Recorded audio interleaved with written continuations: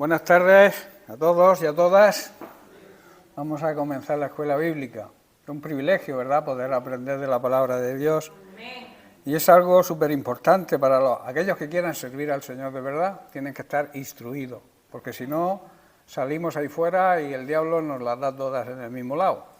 Así que la escuela bíblica es muy importante. El discipulado es muy importante, porque nos ayuda a crecer y a madurar espiritualmente. Y así poder estar pendientes de que nadie nos engañe. Hay muchos engañadores por ahí, por el mundo, con falsas doctrinas, con falsas enseñanzas, y lo que quieren es captarnos. Pero si estamos preparados, nadie nos podrá engañar. Amén. Bien, pues sabéis que el título de la escuela bíblica es Fundamentos Básicos Cristianos, de la vida de un cristiano. Y estamos en la lección 9, y llevamos ya varias semanas con ella, que se titula Adoptados como hijos. En el corazón del discipulado debe estar siempre la idea de pertenencia, o sea, que no nos pertenecemos a nosotros, le pertenecemos a Dios, puesto que somos discípulos de Él. Él nos creó, Él nos redimió, y por tanto la idea de dependencia tiene que estar siempre en la mente de un buen discípulo.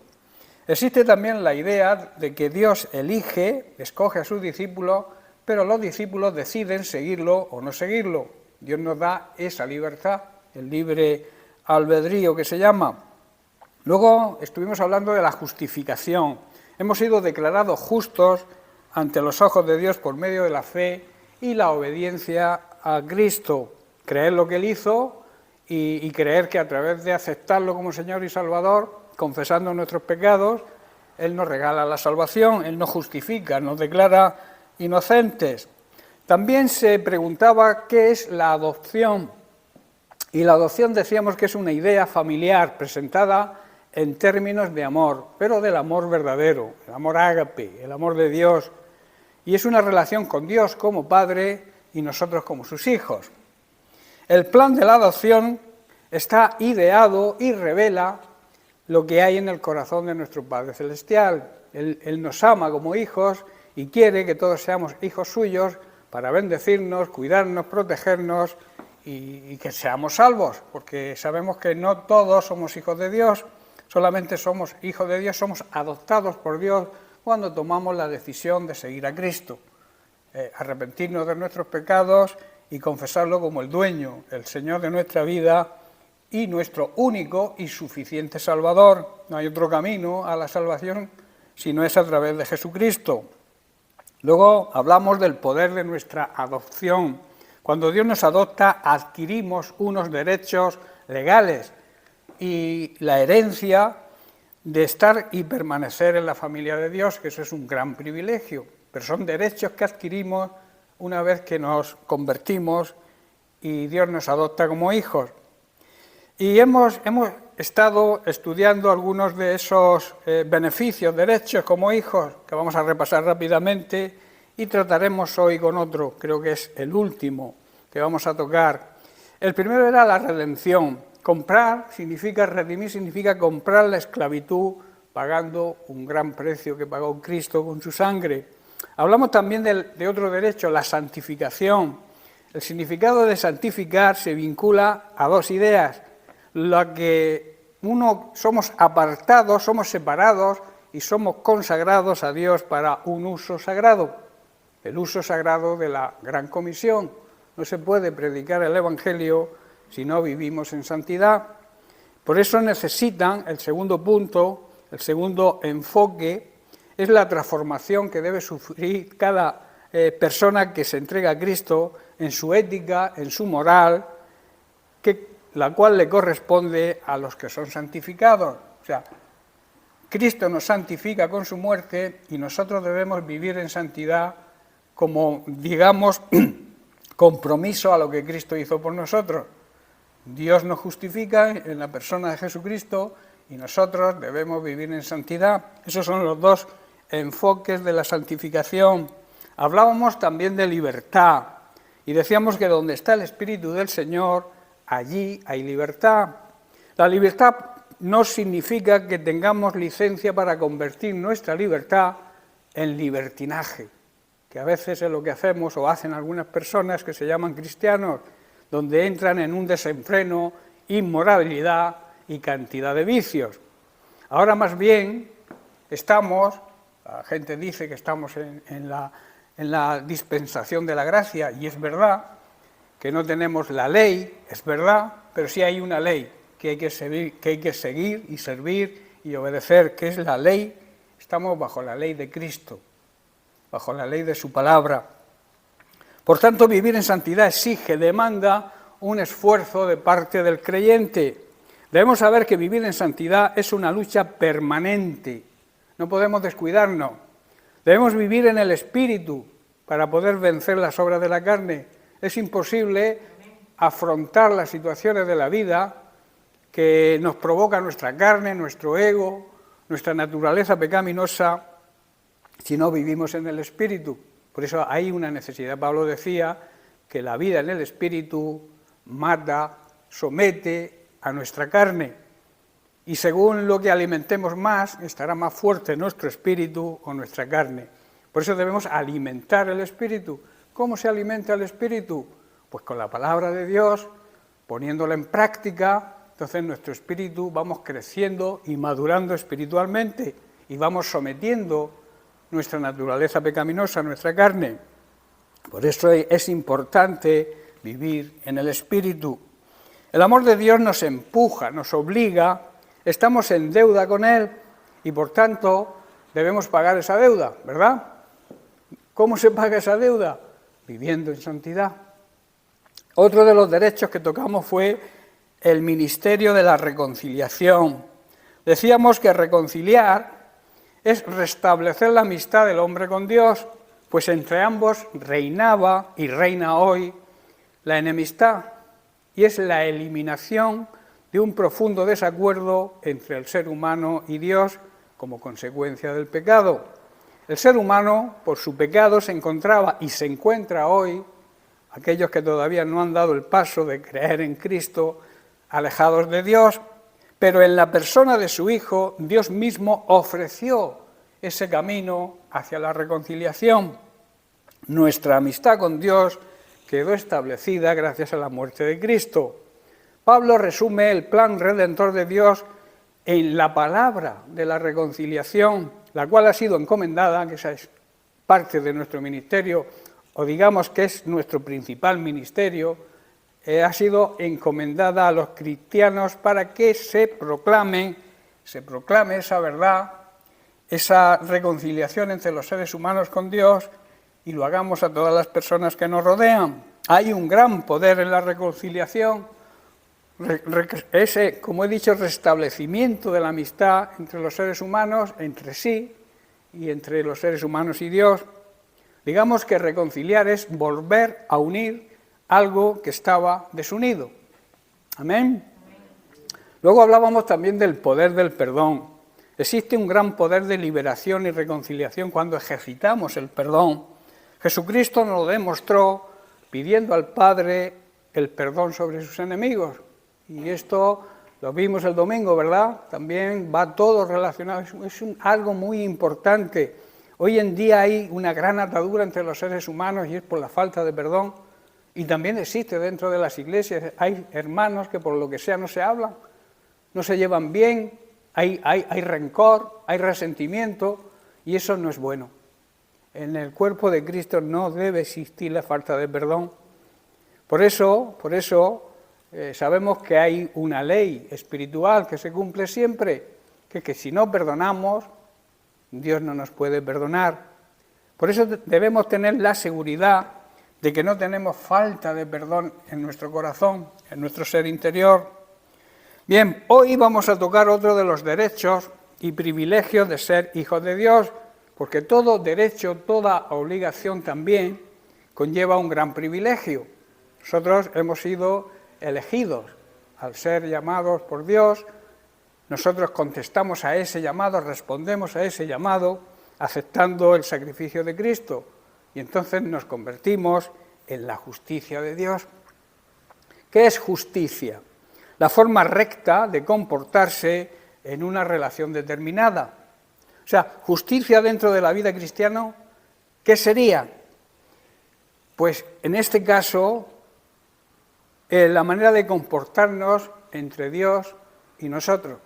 ¿Cómo nos estamos comportando con Dios? ¿Somos justos con Dios? Porque a veces hablamos de justicia entre nosotros, pero ¿realmente somos justos con Dios? Sabemos que justicia es darle a cada persona lo que merece. Si premio, premio. Si castigo, castigo. Pero ¿qué se merece Dios? Cuando no le damos a Dios lo que se merece, lo que es suyo, estamos siendo injustos con Él. Estamos, digamos, cometiendo el pecado de injusticia con Dios. Cuando tú no le das a Dios la honra, el honor, el respeto que se merece, estamos siendo injustos con Dios. Cuando tú no le das al Señor tus diezmos, que son de Él, cuando tú no ofrendas a Dios como Dios lo dice que hay que hacerlo, como propongas en tu corazón, porque Dios ama al dador alegre. Por eso la forma de justicia con Dios es muy importante. No debemos centrarnos solo en ser justos con los hermanos o con la gente de este mundo, también debemos ser justos con Dios. Así la justicia de Dios manifiesta, otro de los puntos es que la justicia de Dios manifiesta que Él es fiel. Y puesto que Él es fiel con nosotros, nosotros tenemos que ser fiel con Él.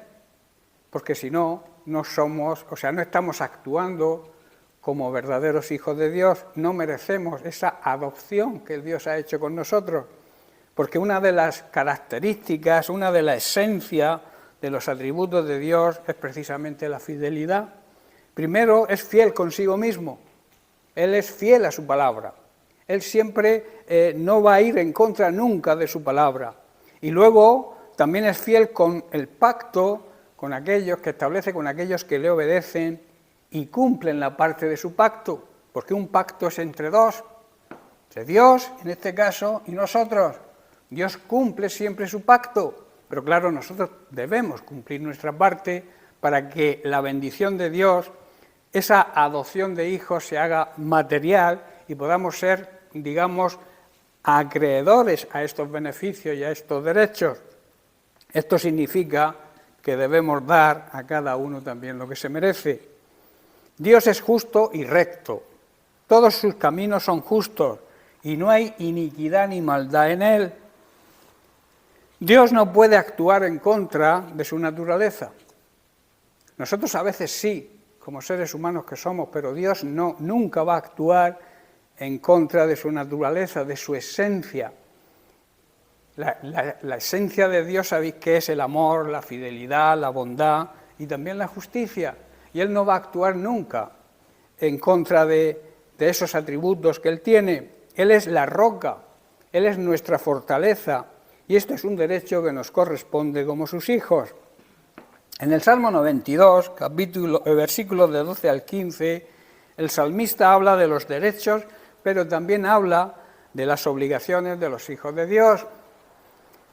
Y dice así: el justo florecerá como la palmera. Esto creo que lo estuvimos dando en la vigilia, ¿os acordáis, no? Estuvimos dando una meditación completa sobre esto. Dice, crecerá como el cedro en el Líbano, plantados en la casa del Señor, en los atrios de nuestro Dios florecerán, aún en la vejez fructificarán, o sea, darán fruto, estarán vigorosos y estarán verdes. ¿Con qué propósito? Para anunciar que Dios es nuestra fortaleza y es un Dios recto que actúa con rectitud y que en Él no hay ningún tipo de injusticia. Por eso debemos anunciar que nuestro Dios es recto y justo con nuestra manera de vivir. Como hijos suyos debemos imitar a papá, ¿verdad? Todos los niños buenos imitan a sus papás. Pues nosotros, si Dios es santo, 3 veces santo, nosotros debemos actuar de la misma manera, en santidad, rectitud y en justicia. Los justos debemos florecer como palmeras y hacernos fuertes como los cedros del Líbano. Esto habla de crecimiento y de madurez espiritual. Si hemos sido plantados por Dios, esto quiero hacer hincapié en esto porque algunas personas no lo entienden, si hemos sido plantados por Dios en un lugar determinado, no podemos ser trasplantados y desarrollarnos en otro lugar por nuestra propia decisión o por nuestra propia cuenta. Debemos permanecer en el lugar que Dios nos ha plantado, para que así podamos dar el fruto que Él desea que demos. Si tú no te sientes bien en un sitio, pero Dios no te cambia de sitio porque te ha plantado ahí, tú no debes tomar la decisión de irte a otro lado porque lo que se te predica, que es para tu bien, no lo aceptes. ¿Estáis comprendiendo? Hay personas que van corriendo, van de iglesia en iglesia, hasta que encuentran una donde se predica lo que ellos quieren oír. Pero ahí no hay bendición. Dios nos planta en sus atrios, como hemos visto. Él nos planta en su iglesia y solamente Él puede desarraigarnos. Nosotros por nuestra propia cuenta no podemos hacerlo, y si lo hacemos, nos equivocamos de seguro.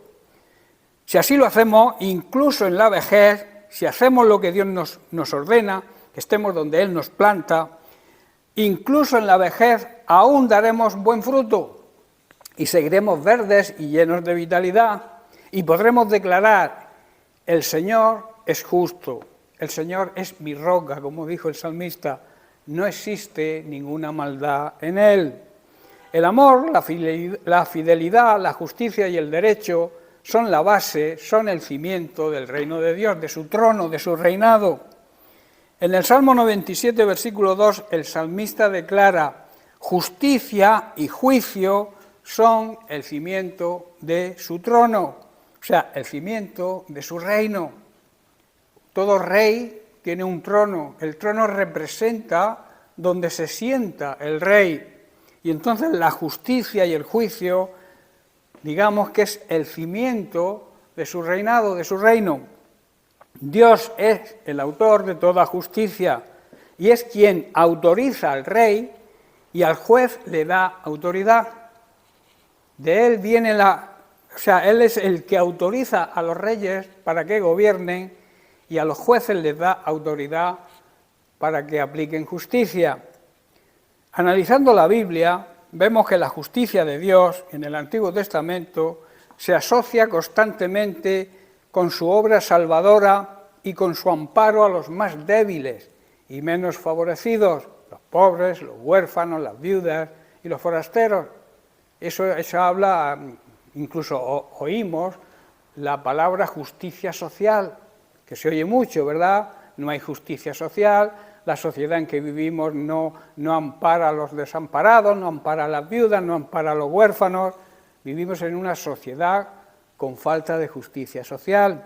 Y en el Antiguo Testamento también se aplicaba la justicia social y lo hacían bien, y hablaba de amparar a los débiles y los menos favorecidos. También vemos que cuando el ser humano infringe las condiciones de su pacto, la justicia de Dios lo condena y lo castiga. Eso también tenemos que tenerlo claro. Todo buen juez hace esto y nadie lo critica. Cuando un juez aplica justicia, un juez, digamos, humano, aplica su justicia, nadie lo critica. Pero sí criticamos a Dios cuando Dios nos castiga. Porque también, como he dicho, justicia es aplicar castigo si lo merece. Dios nos da premios si actuamos bien, pero también debe castigarnos como un buen padre castiga a sus hijos para corregirlos. Esto habla de disciplina, hermanos, que como buen padre nos aplica cuando la merecemos. Esto también se considera uno de nuestros derechos, aunque muchas veces nos duela, porque la aplicación de la disciplina duele, pero luego da frutos, ¿verdad? Da un buen fruto. Por eso vamos a leer en Hebreos capítulo 12, versículos del 5 al 7, donde el escritor lo define de esta manera.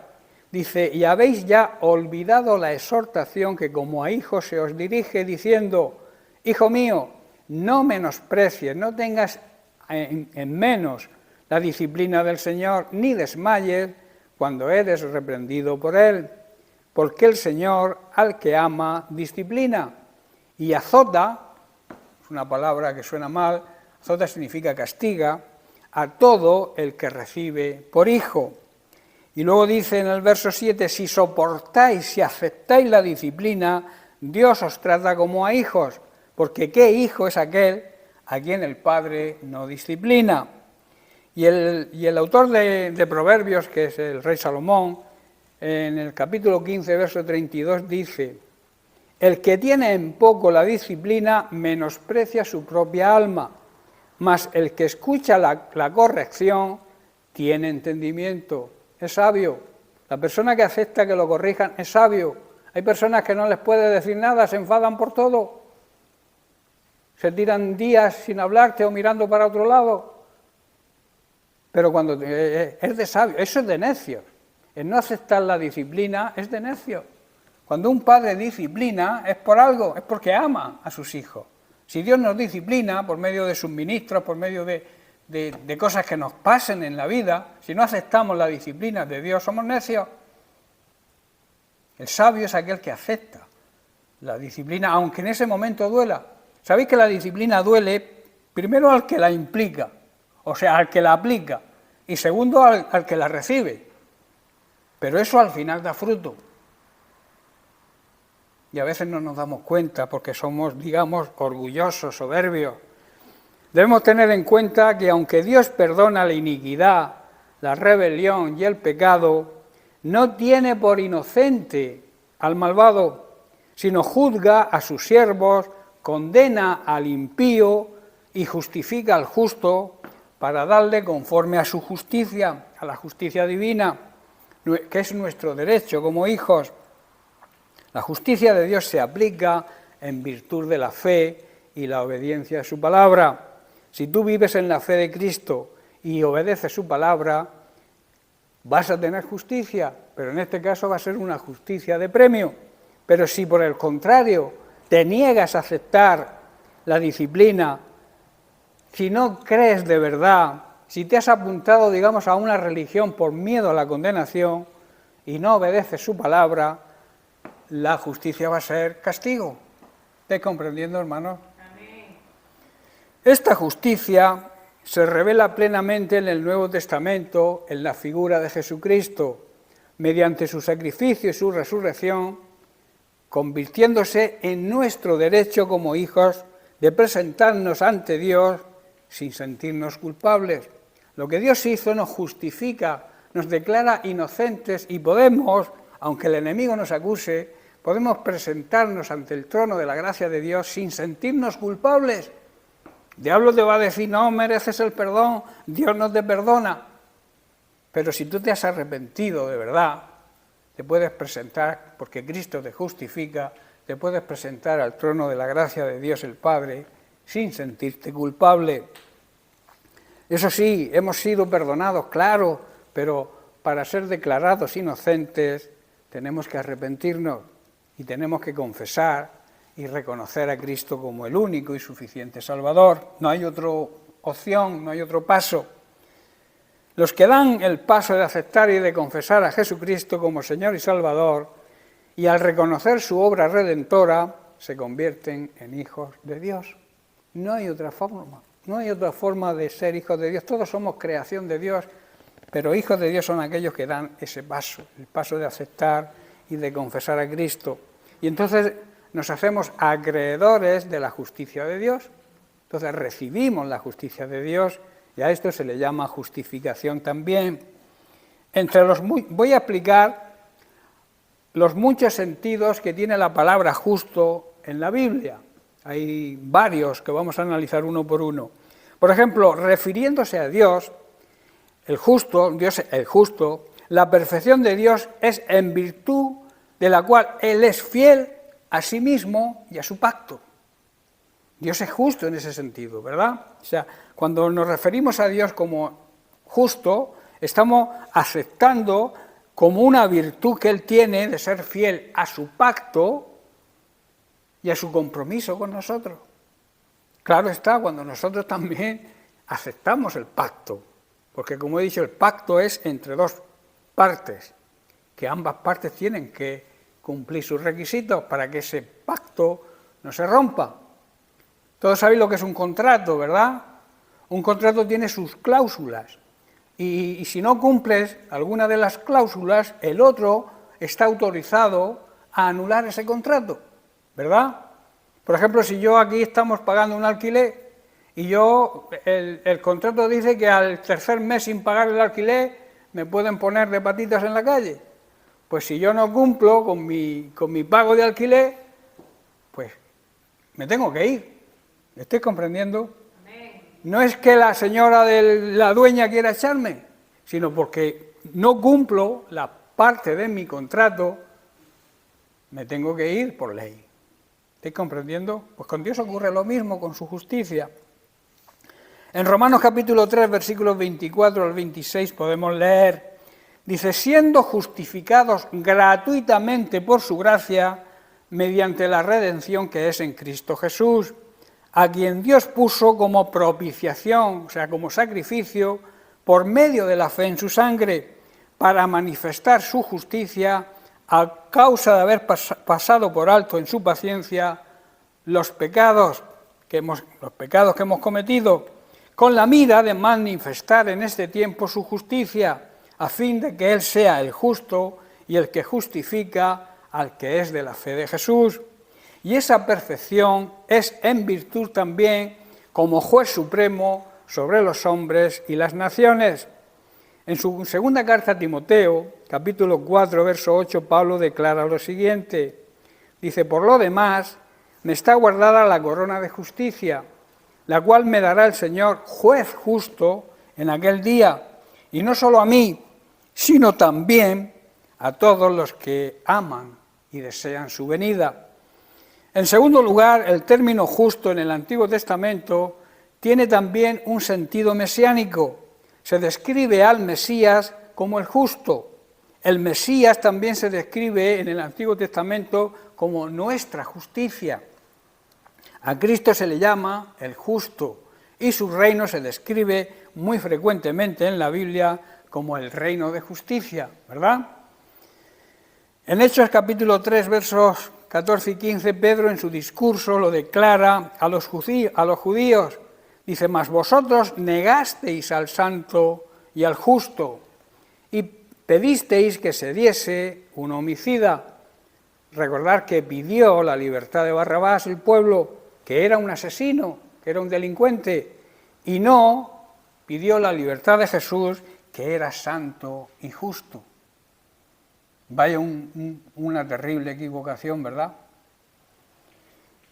Y el versículo 15 dice, y matasteis al autor de la vida, a quien Dios ha resucitado de los muertos, de los cuales nosotros somos testigos. O sea, nosotros damos testimonio de esta verdad, de que Cristo resucitó de los muertos, porque le vieron resucitado, ¿verdad? Y daban testimonio de ello. De igual manera, a los redimidos, a nosotros, los que hemos entregado nuestra vida a Cristo y hemos sido rescatados de las consecuencias del pecado y que constituimos el pueblo del Mesías, también se nos llama los justos, ¿verdad? Nuestro derecho como hijos de Dios, la justicia de Dios, somos justos ante Dios porque hemos aceptado a Cristo como nuestro Mesías Salvador.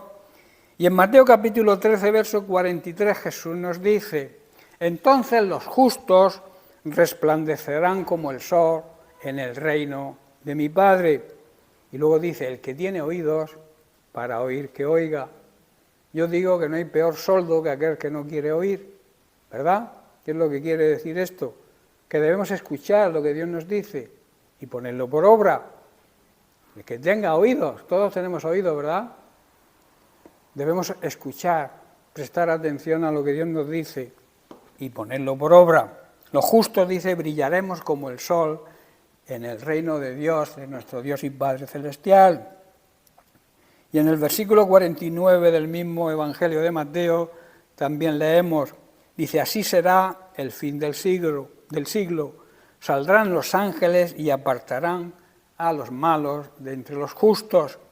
Debemos entender que así será en el fin del mundo, el final del mundo. Los ángeles vendrán y separarán a las personas malas de las personas justas y arrojarán a los malos al horno ardiendo, al infierno. Eso es una realidad, suena duro, pero es la realidad, donde habrá, dice la Biblia, llanto y rechinar de dientes. Esto, repito, es duro, pero Dios en amor nos lo dice para que no nos perdamos, para que no vayamos a ese lugar. La justicia y el amor de Dios van siempre de la mano. Dios es amor, pero también es justo. Y aplicará justicia.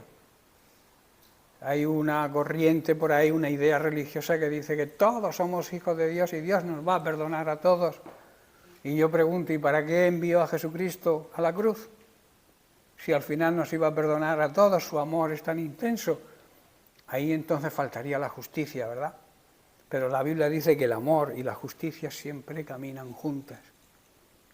Una de las pruebas de amor más grandes es la justicia de Dios. Que Dios nos haga justos, que nos justifique, que nos aplique justicia. Pero claro, nosotros debemos vivir en el orden de Dios, para que esa justicia sea positiva, para que lo que recibamos de Dios sea premio y no castigo. Amén. En Primera de Pedro, capítulo 4, verso 18, Pedro declara, dice, si el justo con dificultad se salva, ¿en dónde aparecerá el impío y el pecador?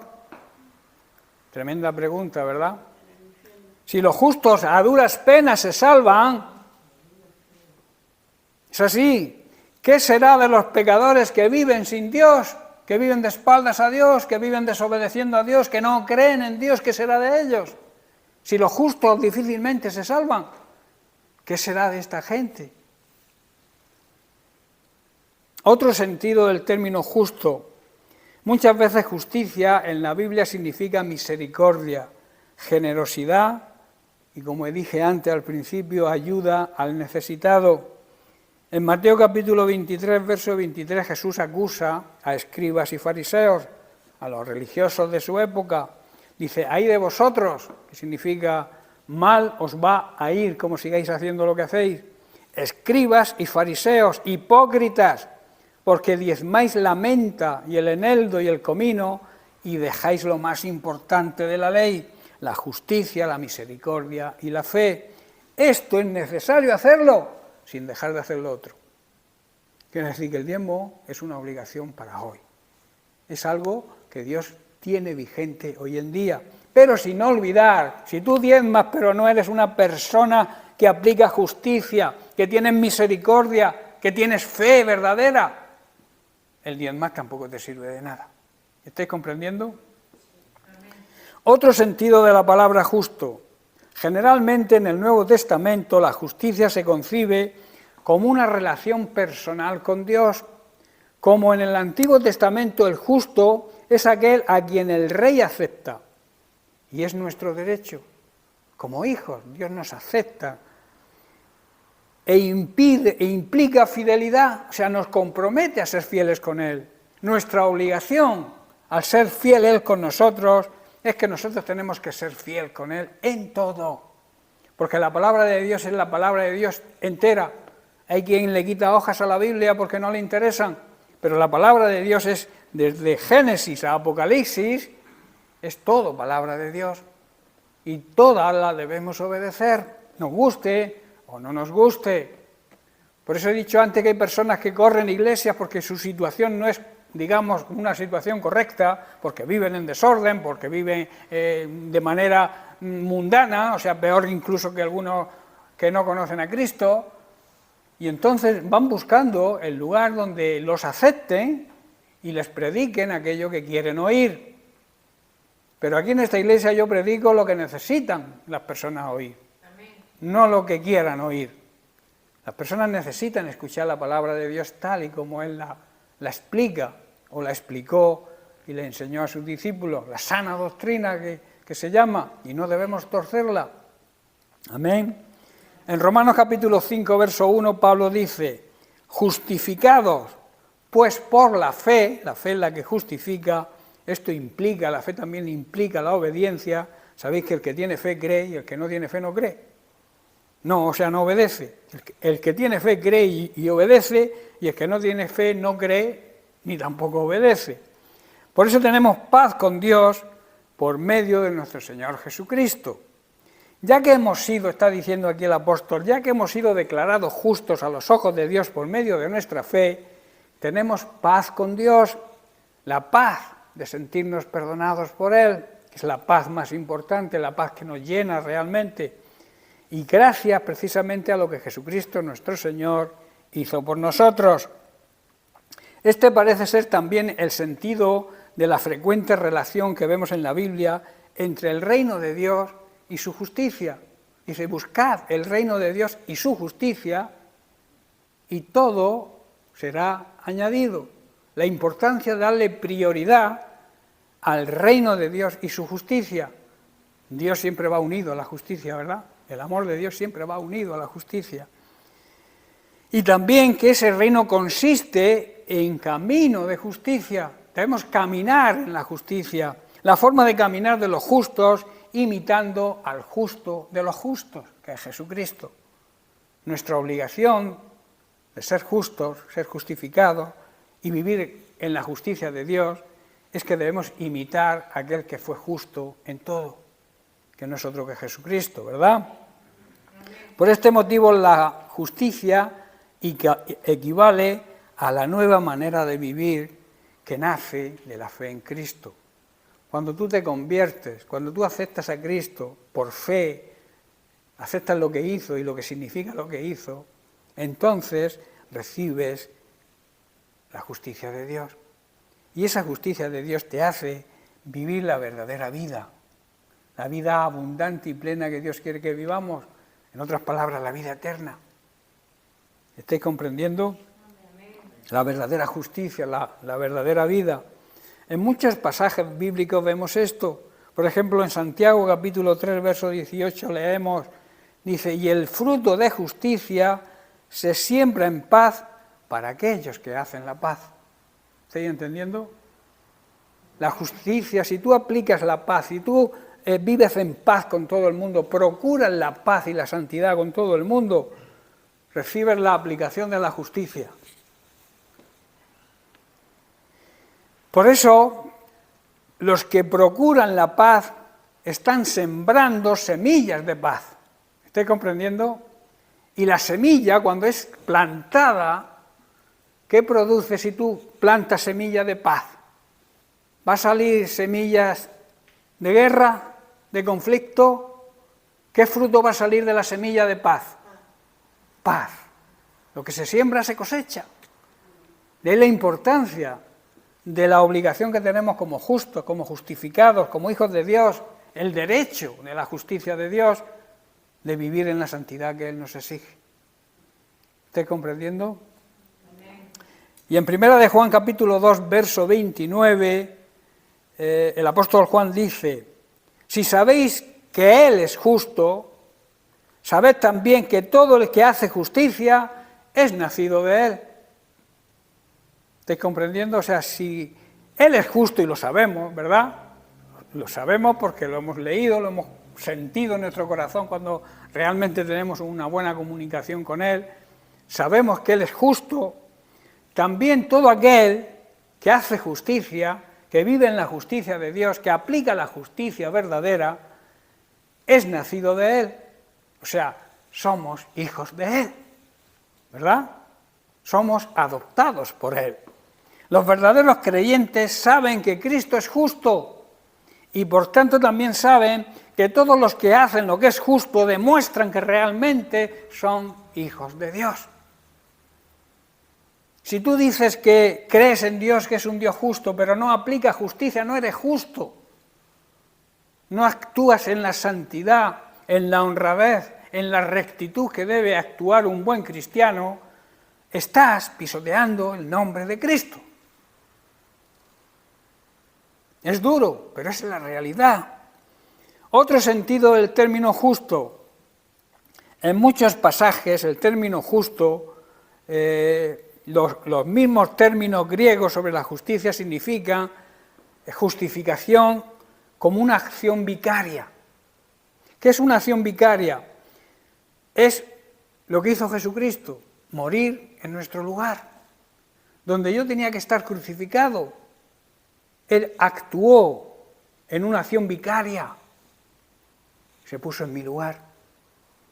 Por eso se le llama al Santo Padre, los de la Iglesia Católica le llaman el vicario de Cristo en la tierra, que significa el que sustituye, el que se pone en el lugar de Cristo en la tierra, y eso es una aberración. Eso es una aberración. El vicario, el que Jesús dijo, me voy, os conviene que yo me vaya porque vendrá mi vicario, mi sustituto, el Espíritu Santo. ¿Estáis entendiendo? Por eso digo que ningún hombre puede hacerse pasar por el vicario de Cristo aquí en la tierra. Porque Él no habló de ningún hombre. Él habló, os conviene que yo me vaya para que venga el Espíritu Santo. Y el Espíritu Santo es el que ocupa la dispensación. Ahora mismo estamos en la dispensación del Espíritu Santo. Jesucristo cumplió su ministerio aquí en la tierra y cuando cumplió regresó al sitio de donde vino, ¿verdad?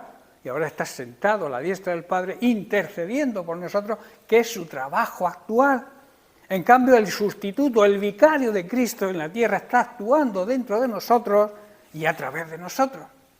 ¿Me estáis comprendiendo? Por eso que nadie os engañe con ideologías, con religiones falsas que tergiversan la palabra de Dios y la acomodan a sus ideas. Siempre, claro, está con un propósito, ¿verdad? En muchos pasajes, digo, se usa eso. Lo vemos en Romanos capítulo 6, verso 6. Dice esto, sabiendo que nuestro viejo hombre fue crucificado juntamente con él, donde, repito, deberíamos haber estado nosotros, estaba Jesucristo muriendo en nuestro lugar, siendo nuestro vicario, sustituyéndonos a nosotros en la cruz, para que el cuerpo del pecado fuera destruido. No había otra manera de destruir el pecado. La paga del pecado es muerte, y alguien debía morir para que dejáramos de ser esclavos del pecado. En el antiguo pacto se sacrificaba, para que hubiera remisión de pecados, debía haber derramamiento de sangre. Y en el antiguo pacto se sacrificaban corderos y animales, y tenían que ser perfectos, no podía tener ningún defecto el animal, si no, no valía para el sacrificio. Y en el nuevo pacto el cordero perfecto fue Cristo. Él no tuvo ningún pecado, ni engañó a nadie, ninguna mentira salió de su boca. Por eso pudo morir y cargar con nuestro pecado, derramando su sangre. Desde Adán, que sabéis que cuando pecó Adán tuvo que haber derramamiento de sangre, tuvieron que matar animales para cubrir su desnudez, para cubrir, digamos, su pecado. Hubo derramamiento de sangre. Lo mismo que los animales en todo el antiguo pacto cubrían el pecado, pero no lo quitaban, porque cada año tenían que repetir el mismo sacrificio. Pero el sacrificio, la sangre preciosa de gran valor de Cristo, no es que nos cubra el pecado, es que lo quita. Por eso Juan el Bautista, cuando lo vio venir hacia él, hacia el Jordán para que lo bautizara, dijo, he aquí el Cordero que quita el pecado del mundo. O sea, no lo cubre, lo tapa. Es como si tú tienes una camisa y tienes una mancha, y entonces la mancha es negra y la camisa es blanca, y coges pintura blanca y le echas encima, aparentemente, pero el pecado está ahí debajo, ¿verdad? Pero con Cristo no es así. Cristo te lava, la sangre de Cristo lava por completo y desaparece la mancha del pecado, ¿verdad? Por eso dice, para que el cuerpo del pecado sea destruido, a fin de que no sirvamos más al pecado, o sea, con el fin de que no vivamos esclavos del pecado, que el pecado no sea nuestro dueño, que el pecado no nos esclavice. Hay muchas personas que son esclavas del pecado y no se dan cuenta, no le dan importancia al pecado, son insensibles al pecado, pero nosotros no podemos ser insensibles al pecado. Nosotros debemos decir pecado lo que es pecado, lo que Dios dice que es pecado, no lo que yo creo que es pecado, que muchos dicen, no, esto es un pecado pequeño, todo el mundo lo hace. Pecado es lo que Dios dice que es pecado, no lo que yo creo que es pecado. Y eso tenemos que saberlo y aplicarlo. Sepamos, por último, ya estoy terminando, que tenemos un gran derecho y un gran privilegio como hijos de Dios. La justicia de Dios se aplica a nosotros, recibimos lo que merecemos como hijos, pero esto también implica una gran responsabilidad. Debemos ser justos e imitar al justo de los justos, a nuestro Señor y Salvador Jesucristo. Podemos llegar a una conclusión sobre los derechos que tenemos como hijos, que hemos estudiado durante las últimas semanas. Conozcamos y hagámonos acreedores, o sea, dignos de los derechos, y también sepamos que hay obligaciones. Todo derecho conlleva una obligación, y eso tenemos que tenerlo claro. A veces queremos los derechos, pero no las obligaciones. Pero cada derecho conlleva una obligación. Conlleva el derecho de ser hijos de Dios, nos compromete, nos crea una gran responsabilidad, que es ser como Jesucristo, imitar a Jesucristo, su vida, sus enseñanzas, cómo se comportó. Todo lo encontramos en la Biblia. O sea, de ahí la importancia de trabajar la Biblia, de leer, de meditar en la palabra de Dios cada día. Hay personas, el otro día oí una estadística que había no sé cuántos millones de personas, de creyentes, habían dejado de leer la Biblia en el mundo. En Estados Unidos, creo que 30 millones de personas, por el tema del COVID, de la pandemia, habían dejado de leer la Biblia, 30 millones de personas, que algunos leían el 80 y tantos por ciento, no sé, una cifra parecida, leían la Biblia 3 o 4 veces al año. No, 3 días al año, 3 veces al año, se acercaban a la Biblia. Hay algunos que leen la Biblia como un compromiso, como algo que debo hacer, y lo toman como una rutina. Tengo que leer 3 capítulos y cuando no los leen se sienten mal. Pero no se trata de eso. La Biblia hay que vivirla. Hay que aplicarla en ese momento. Dios te habla en ese momento. Olvídate si has leído 3 versículos o 4. Eso de la Biblia en un año sí estará muy bien. Pero muchas personas lo que hacen es una rutina, un hábito, pero que no les conduce a nada porque ni la entienden, ni tienen tiempo para meditar y estudiar cada palabra que Dios quiere hablarnos en un momento determinado.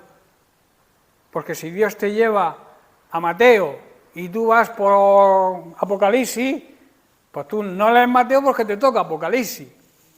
Eso es un absurdo. Eso es encajonar al Espíritu Santo. Y el Espíritu Santo es libre y te puede hablar hoy en Mateo y mañana en Génesis. ¿Estáis comprendiendo? ¿Estáis captando la idea? No es adquirir rutinas, ni hábitos, ni ponernos una carga de que hay que leer 3 versículos por la mañana, 3 capítulos por la mañana y 2 por la tarde. Eso es un absurdo. Tú tienes que meditar en la palabra de Dios cada día, ponerte en comunión con Dios, pedirle al Espíritu Santo que te muestre, que te guíe a entender lo que lees. ¿Qué le dijo Felipe al eunuco? ¿Entiendes lo que lees?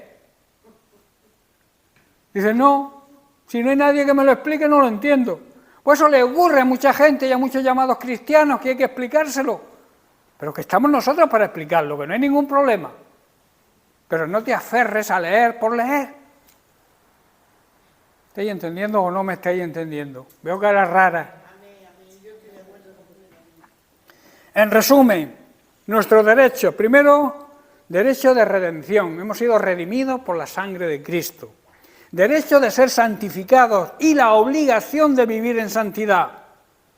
Derecho a ser reconciliados con Dios y la obligación de reconciliar al ser humano con Dios. Veis que cada derecho tiene una obligación.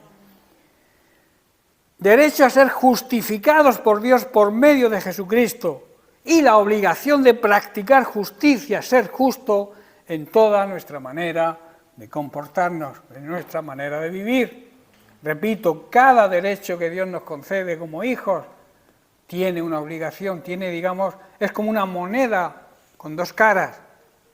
Una moneda siempre tiene 2 caras. Dios tiene su cara y nosotros tenemos que aplicar nuestra parte en esa moneda Tenemos que cumplir con nuestro trabajo, con nuestro ministerio, para que poder recibir los derechos de Cristo, los derechos de Dios como hijos. Amén. Bien, pues lo dejamos aquí y seguiremos la semana que viene. Que Dios les bendiga.